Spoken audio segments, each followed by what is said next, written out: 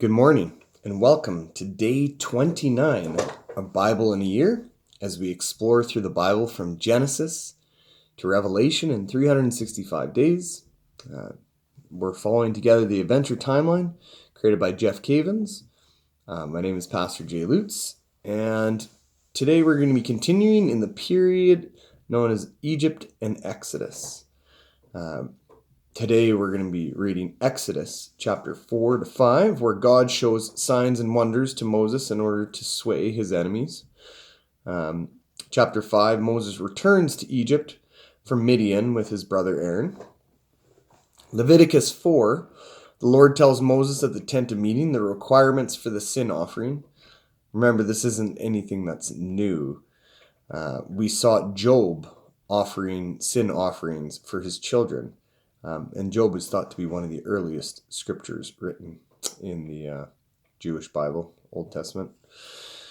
We'll also be reading Psalm 46, a psalm for the director of music of the sons of Korah. Now, I teach my confirmation students that there's 5 types of psalms. There's psalms of confidence, psalms of praise, confession, wisdom, and petition. And this one is a psalm of confidence, where it doesn't address God with petitions or praise, but states to the reader the benefits of promises for those who love and follow God. So, let's start with Exodus chapter 4. Moses answered, "What if they do not believe me or listen to me and say, 'The Lord did not appear to you'?" Then the Lord said to him, "What is that in your hand?" "A staff," he replied. "A staff." The Lord said, "Throw it on the ground." Moses threw it on the ground, and it became a snake. And he ran from it. And the Lord said to him, "Reach out your hand and take it by the tail." So Moses reached out and took hold of the snake, and it turned back into a staff in his hand. "This," said the Lord, "is that they may believe that the Lord, the God of their father, the God of Abraham, the God of Isaac, and the God of Jacob, has appeared to you." Then the Lord said, "Put your hand inside your cloak." So Moses put his hand inside his cloak, and when he took it out, it was leprous like snow. "Now put it back into your cloak," he said. So Moses put his hand back into his cloak, and when he took it out, it was restored, like the rest of his flesh. Then the Lord said, "If they do not believe you or pay attention to the first miraculous sign, they might believe in the second. But if they do not believe those 2 signs or listen to you, take some water from the Nile and pour it on the dry ground. The water you take from the river will become blood on the ground." Moses said to the Lord, "O Lord, I have never been eloquent, neither in the past nor since you have spoken to your servant. I am slow of speech and tongue." The Lord said to him, "Who gave man his mouth? Who makes him deaf or mute? Who gives him sight or makes him blind? Is it not I, the Lord?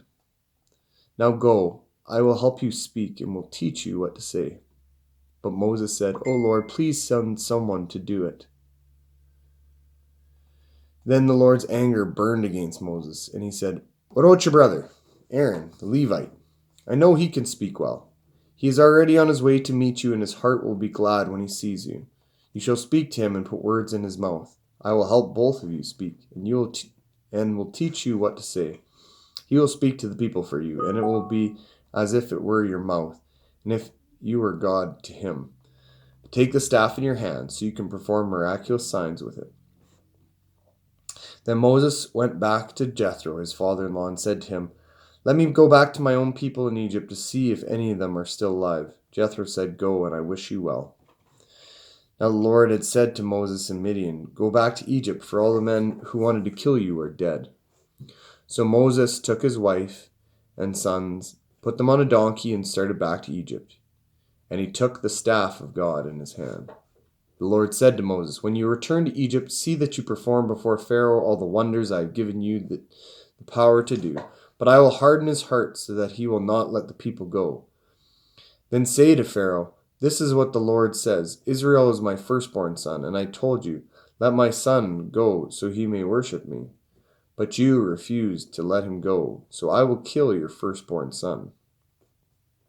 At a lodging place on the way, the Lord met Moses and was about to kill him, But Zipporah took a flint knife, cut off her son's foreskin, and touched Moses' feet with it. "Surely you are a bridegroom of blood to me," she said. So the Lord let him alone. At that time she said, "bridegroom of blood," referring to circumcision. The Lord said to Aaron, "Go into the desert to meet Moses." So he met Moses at the mountain of God and kissed him. Then Moses told Aaron everything the Lord had sent him to say, and also about the miraculous signs he had commanded him to perform.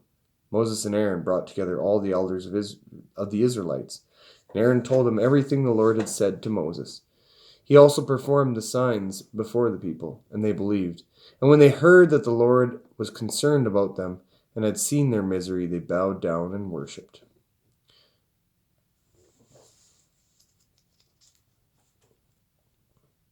Chapter 5. After Moses and Aaron went to Pharaoh and said, "This is what the Lord, the God of Israel, says. Let my people go so they might hold a festival to me in the desert." Pharaoh said, "Who is the Lord that I should obey him and let Israel go? I do not know the Lord. I will not let Israel go." Then they said, "The God of the Hebrews has met with us. Now let us take a 3-day journey into the desert to offer sacrifices to the Lord our God, or he may strike us with plagues or with the sword."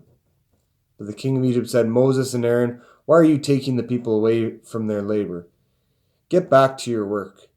And Pharaoh said, "Look, the people of the land are now numerous, and you are stopping them from working." That same day Pharaoh gave this order to the slave drivers and foremen in charge of the people: "You are no longer to supply the people with straw for making bricks. Let them go and gather their own straw. But require them to make some number of bricks, the same number as bricks as before. Don't reduce the quota. They are lazy. That is why they're crying out, 'Let us go and sacrifice to our God.'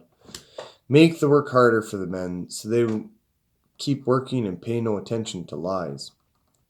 Then the slave drivers and the foremen went out and said to the people, "This is what Pharaoh says: I will not give you any more straw. Go and get your own straw wherever you can find it, but your work will not be reduced at all." So the people scattered all over Egypt to gather stubble to use for straw. The slave drivers kept pressing them, saying, "Complete the work required of you for each day, just as when you had straw."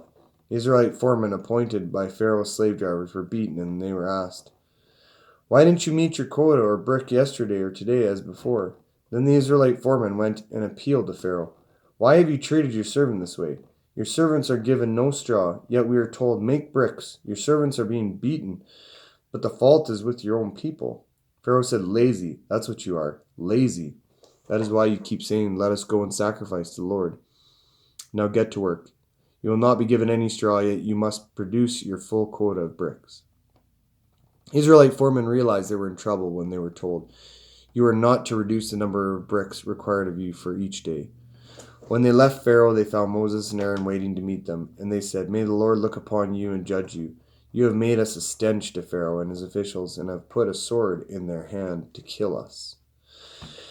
Moses returned to the Lord and said, "O Lord, why have you brought trouble upon this people? Is this why you sent me? Ever since I went to Pharaoh to speak in your name, he has brought trouble upon this people, and you have not rescued your people at all." End of chapter 5. Next, we'll read Leviticus chapter 4.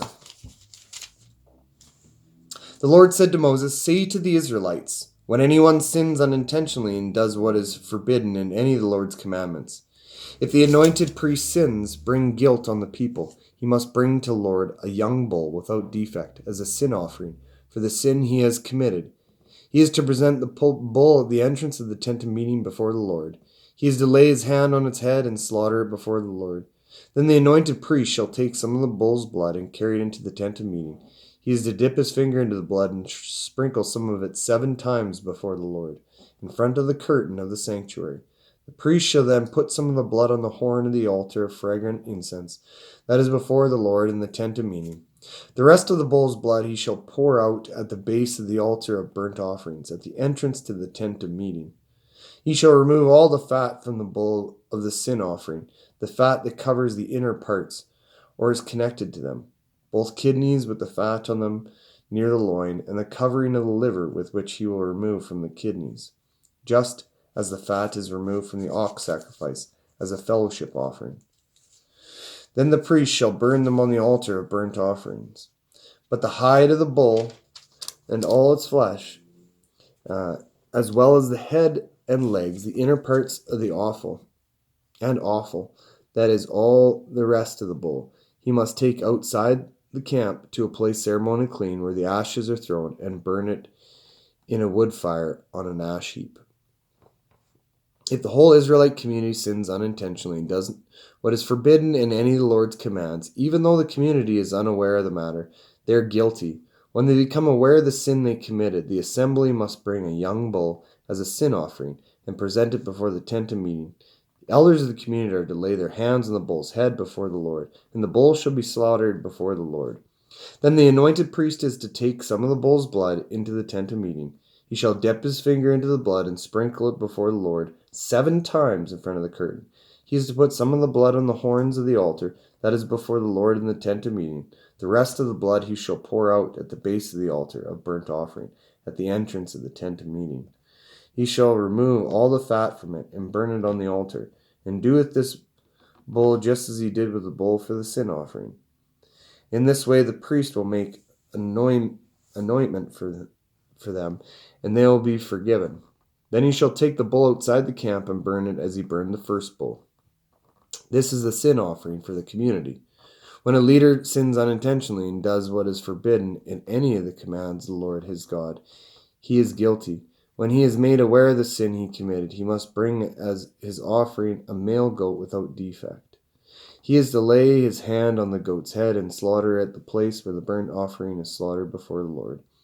It is a sin offering. Then the priest shall take some of the blood of the sin offering with his finger and put it on the horn of the altar of the burnt offering, and pour it out of the rest of the blood at the base of the altar.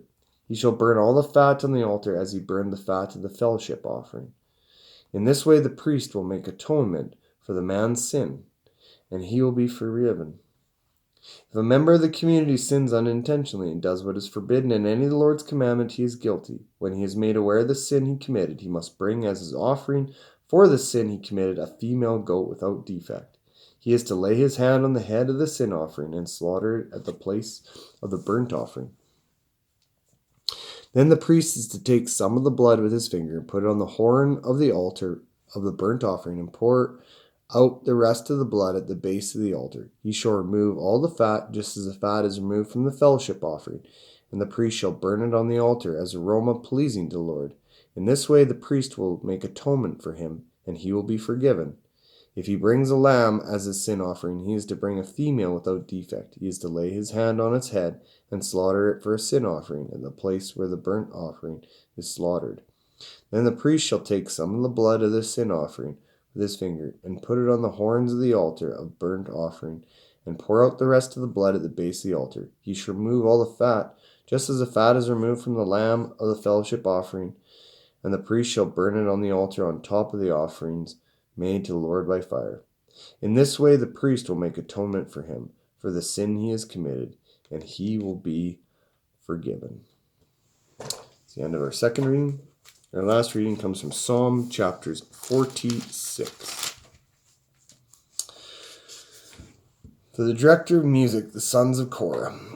God is our refuge and our strength, an ever-present help in the time of trouble. Therefore we will not fear, though the earth gave way, and the mountains fall into the heart of the sea, though its waters foam and roar, and the mountains quake with their surging. There is a river whose streams make glad the city of God, the holy place where the Most High dwells. God is within her, she will not fall. God will help her at break of day. Nations are to uproar, kingdoms fall. He lifts his voice and the earth melts. The Lord Almighty is with us, the God of Jacob is our fortress. Come and see the works of the Lord, the desolation he has brought on the earth. He makes wars cease to the ends of the earth. He breaks the bow and shatters the spear. He burns the shield with fire. Be still and know that I am God. I will be exalted among the nations. I will be exalted in the earth. The Lord Almighty is with us. The God of Jacob is our fortress.